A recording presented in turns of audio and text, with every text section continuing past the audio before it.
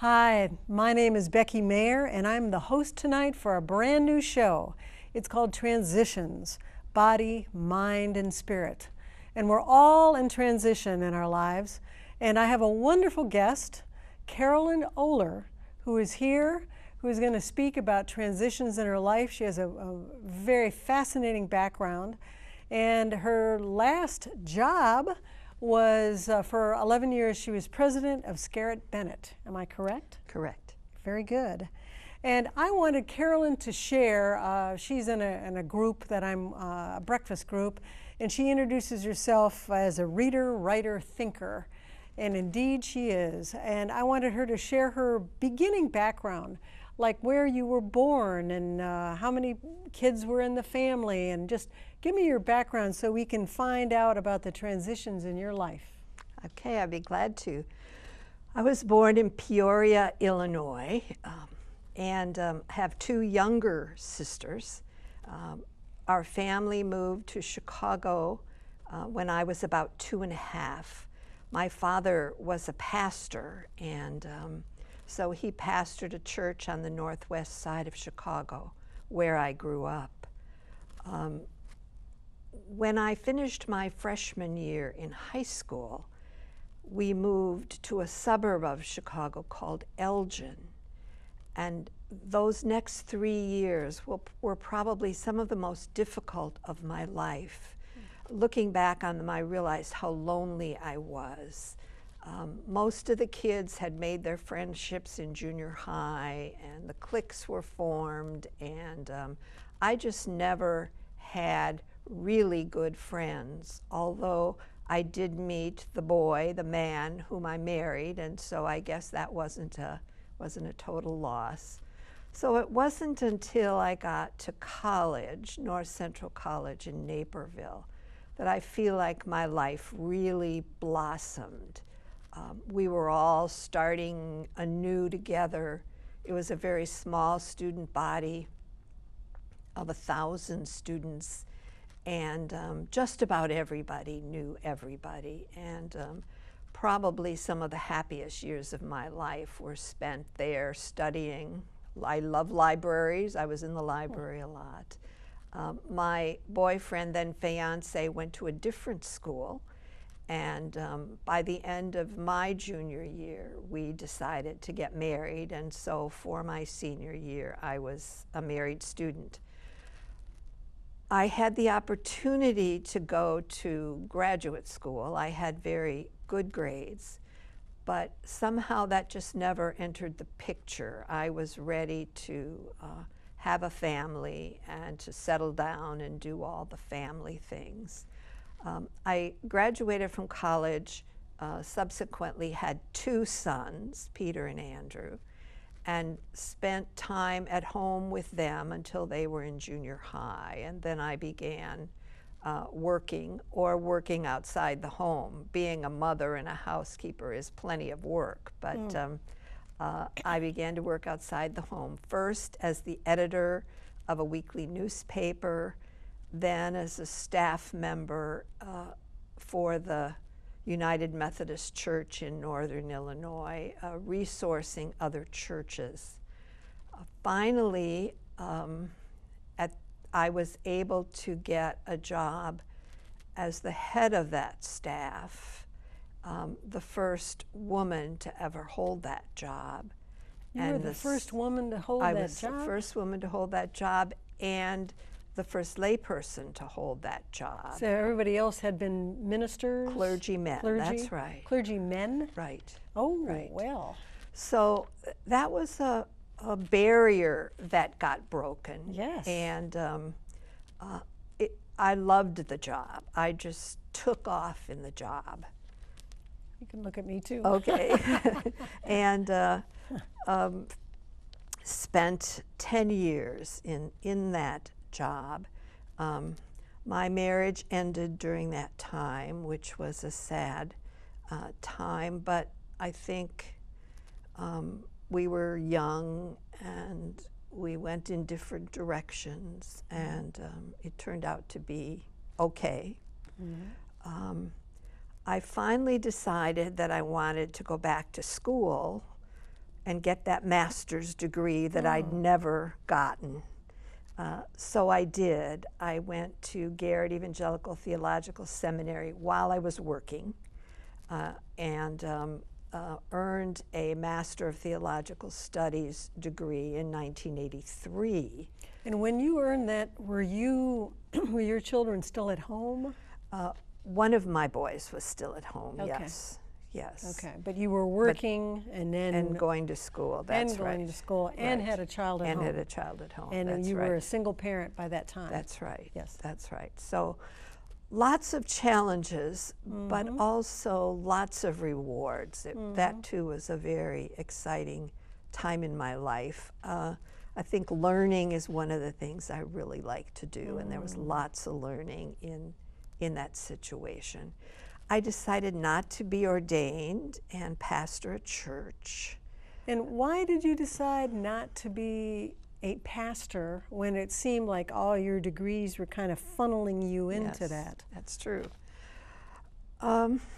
This will sound strange, but I got to know so many pastors that I decided I didn't want to be one. And that pastoring a church is a tough job, and I decided I didn't want to do it. Yeah. So I continued to be employed by the church as a lay person and not a clergy person. And this was the Methodist Church? It is, Okay. the United Methodist Church, right. Right, and then gradually I decided I wanted to get my PhD. One of the women who became my advisor said to me when I said, "Rosemary, I'll be 50 years old." And she said, "Well, you're going to be 50 years old anyway. Do you want to be 50 with a PhD or without a PhD?" And I thought about it and I said, "Okay, with." So I entered a joint program with Northwestern University and Skerritt Evangelical. And at the age of 57, I earned my PhD.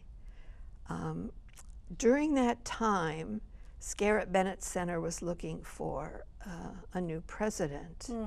And could you tell our audience what Skerritt Bennett actually is and I explain? can. Skerritt Bennett is a conference, retreat, and education center on the property that was Skerritt College. Skerritt College closed in 1988. It was for Christian workers, for missionaries, for those in the United Methodist Church who were not seeking ordination. And for a variety of reasons, both funding and students, they closed in 1988 and became a conference center. And when the first director left, they were looking for another director. And I remember saying when they asked me to apply, "I can't. This is my dream to get a PhD. I've got to do this." And they kept coming back to me and finally said, "We'll work it out. You can work on your PhD and be the director of Skerritt Bennett." Wow, so a dual role. A dual role. One part of that role was in Nashville, and one part of that role was in Evanston, Illinois. Wow. So I figured out probably the most expensive way to get a PhD, which is to commute by airplane from Nashville to Evanston.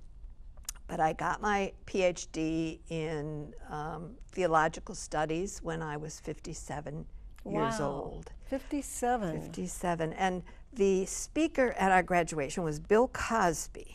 Bill Cosby. Yeah, and he was fun. And part of the getting a PhD is you get to walk across the stage and you get your degree and all the big muckety-mucks shake your hand. And then Bill Cosby was shaking hands.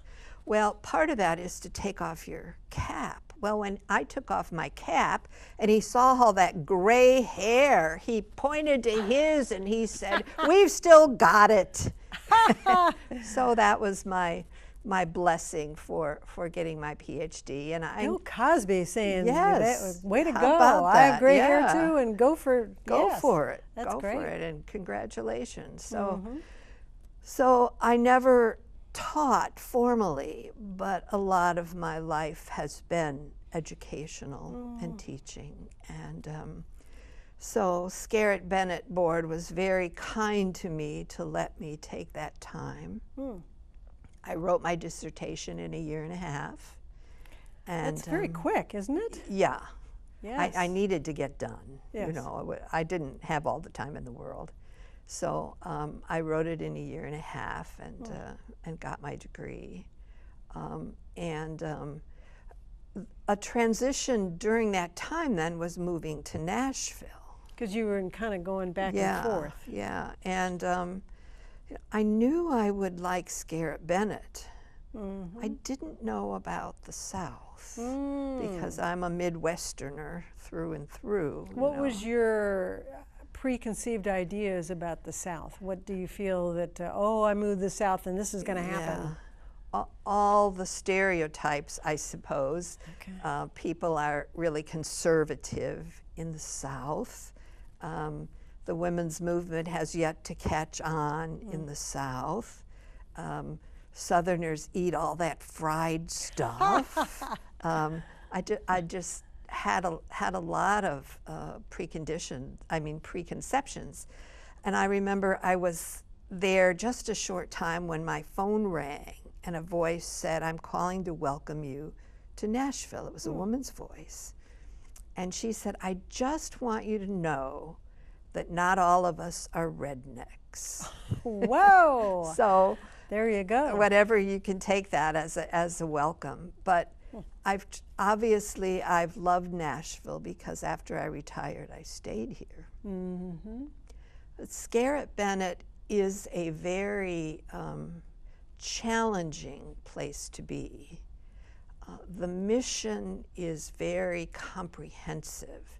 It's things like the empowerment of women, the eradication of racism. I mean, eradication is a pretty That's a heavy big word. It is a eradication. heavy-duty word, yes. Empowerment, creating a global consciousness. And I really worked on that. You know, what would a global consciousness look like, and how would people who had one act? And so we were always trying to push the edges so we weren't just a little Southern conference center, but we had a global reach. And for us, that really meant international.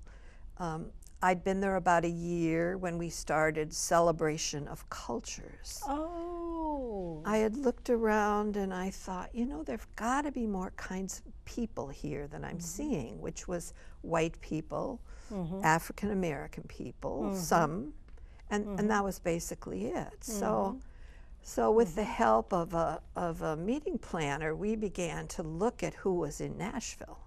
And in that first celebration, we had 40 ethnic and national groups represented. 40. And these were people who already lived in Nashville. We didn't import anybody. Wow. It was people who lived here.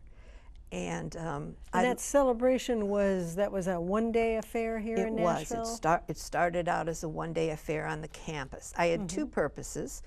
One was to celebrate our diversity, and the other was to introduce people to Skerritt Bennett Center. I was tired of hearing it's the best kept secret in Nashville, and I thought, well, maybe if I can get people there, you know, it won't be so secretive. So I loved old Nashvillians coming up to me and saying, I had no idea we had this many kinds of people. And in 95, that was true. We were, a lot of us, in our silos. You know, and if we didn't go beyond certain neighborhoods or into certain places, we didn't see people who looked very different from us. And the silos, I had never, that's a very graphic way of going, you're just in that silo, your own little space, and you're not venturing out and exploring. Right. Yes.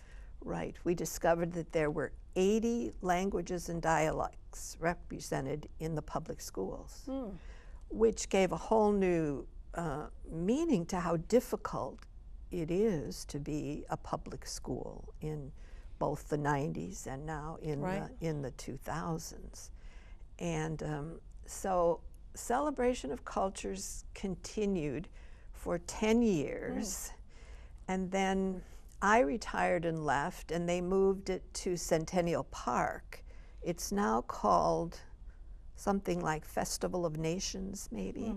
But now they, instead of having 5,000 people, they have 30,000 people or 35,000. Wow, that's really, that's an amazing testament to what you started, and it has grown, and now diversity is such a big thing, and people know it's diversity among the different nations represented that live here right in Nashville. That's right. It's pretty amazing. That's right.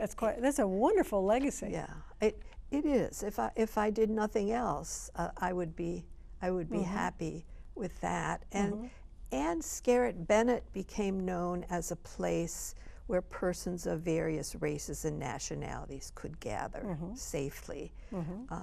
Sometimes families would stop and say at Celebration of Cultures, this is a place we can come even though we're a racially mixed family where we feel safe. Feel okay. We don't have to worry about harassment or whatever. And so all those things, I think, I look back on as very positive. Now, I wanted to ask you, because we're coming to the latter part of the show, you look back on, but I know that you have a wonderful poem that I'd like you to read, and also tell us about, now that you are retired, correct? You're retired, and your life is in a bigger transition now because you don't have that work day to go to every day. And now your mind is churning and you're going to write a book. Yes. But I think that book is so related to that wonderful poem. And I wondered, could you tell our audience about that poem? I would be glad to. Let me say in introduction that when I was a kid and people would say, what are you going to be when you grow up? I would say, I'm going to be a writer. But in all the things I did, while writing was a part of them, I was never what I would call, a 24-hour-a-day writer until now. So in that sense, I've kind of fulfilled my childhood imagination. It's your dream now. That's right. Yes. That's absolutely right. Well, this poem has inspired some of what I'm doing. It's written by Dawn Markova in her book, I Will Not Die, An Unlived Life. And she calls it, I Choose to Inhabit My Days. I will not die an unlived life. I will not live in fear of falling or catching fire. I choose to inhabit my days, to allow my living to open me, to make me less afraid, more accessible, to loosen my heart until it becomes a wing, a torch, a promise. I choose to risk my significance, to live so that which came to me as seed goes on to the next as blossom, and that which came to me as blossom goes on as fruit. And that helped me realize that I was at a point in my life of assessing my life, of saying, what was the purpose? I mean, did I take up space for some reason? Can I look back on a legacy, a gift, something that made my life worthwhile, not only to me, but to the people with whom I lived that life. And has this come about with retirement? Now you're retired, and now you read that wonderful poem, and now it's like looking at the life. And is that why you have decided to write a book? I think so. Retirement is an interesting time, which you'll discover someday, in which, in a sense, you have nothing to do. And in a sense, everything presents itself as a possibility to do. And once you get through learning to say no to some things. Then you discover what you're going to say yes to. And one of those things for me is I saying, why have I been here? And it's not just an idle question, I think. The older one gets and the more you look at it, the more the question persists about meaning and purpose. I found a phrase that I really liked that I'm using for the title, at least the working title: meaning is the new money. And that means that we've stopped working for money and now we're looking for meaning. And that's that phase in our life that is so important. And so part of what I've enjoyed is talking to other people about their own lives and the meaning that they have found, the decisions they've made. Would they have made the same decisions? Is there one that they regret or something that they let by? I ran across some research that someone who worked with hospice patients did. And she said she began to hear the same things from these dying people about their lives. And the biggest regret people articulated to her was, I wish I'd lived the life I wanted to instead of the life I lived. Now that is so sad to me. That's profound. To go through your life and realize that it could have been different, that it should have been different.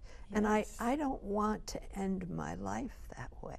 And I don't want others to end their life that way, if at all possible. And so part of what I'm working on, and it may be a book or it may just be lots of conversations with lots of people, is about finding the meaning and purpose for your life. Carl Jung, the great psychologist, focused on the end of life, and he had many profound things to say, which is fine, but most of us have maybe simple things to say about the direction of our life, how one thing happened to us and it sent us on another path, how we didn't get the job, how our marriage failed, how our what we thought we were going to do wasn't possible, and so we did something else wonderful instead. And so I'm just finding those conversations and that research that I'm doing just very compelling and very interesting. And tell us a little bit about the research. Are you, I understand there's a questionnaire that you're sending out and asking people, and are you only asking people that are older, or are you asking young people? Because to them, when you're 30, you could be, I felt the oldest I ever was in my life when I was 30 years old, so, and it just got better from there. Of course, being a child of the 60s, that probably had something to do with it. Yes. I'm very arbitrary. I'm asking the people I'm interested in, and some of them are older, and some of them are younger, and I imagine I'll get different responses from different people. I'm also doing research in the area of letting go, giving up, because this is preparation for the final letting go, which is death.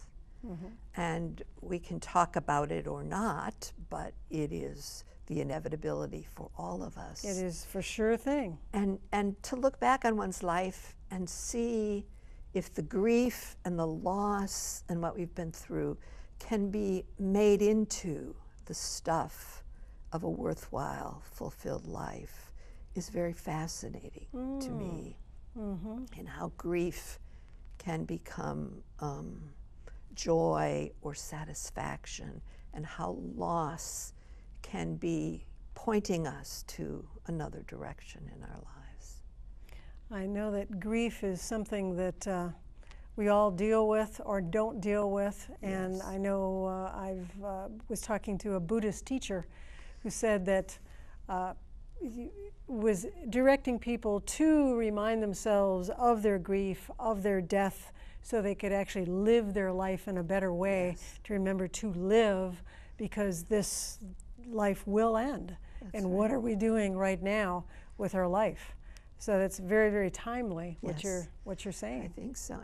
And as we live longer, these things matter more because we have more time to think about them. And dying can be a process that we need to enter with an understanding that it's part of our life as we die. The saddest people are the people in denial about their own end, and I don't want to be that.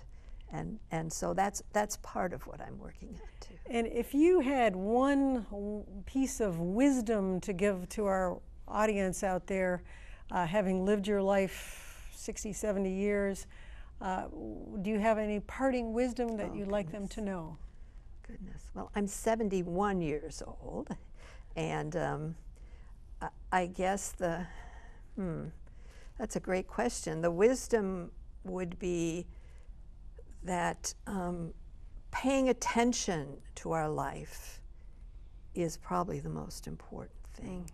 To not let it slip by, to not let friendships go uncherished.